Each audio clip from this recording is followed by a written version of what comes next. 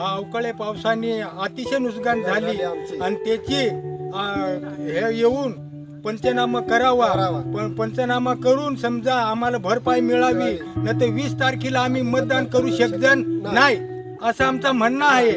तर त्वरित येऊन आणि पंचनामा करावा असं आमचं म्हणणं आहे.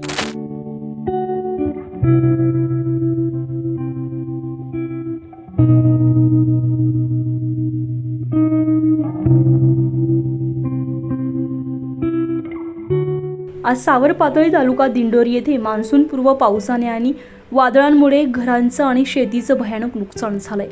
घरावरील पत्रे कौले उडवून नेले आणि घराला तळ्याचं स्वरूप आलं. तसेच आंब्याचे देखील मोठ्या प्रमाणात नुकसान झालंय.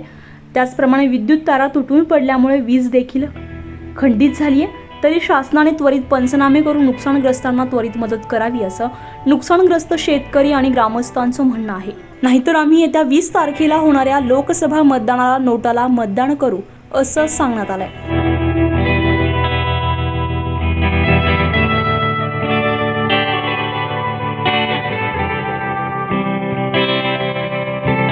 24 लाईव्ह महाराष्ट्रासाठी प्रतिनिधी युवराज भोये, दिंडोरी.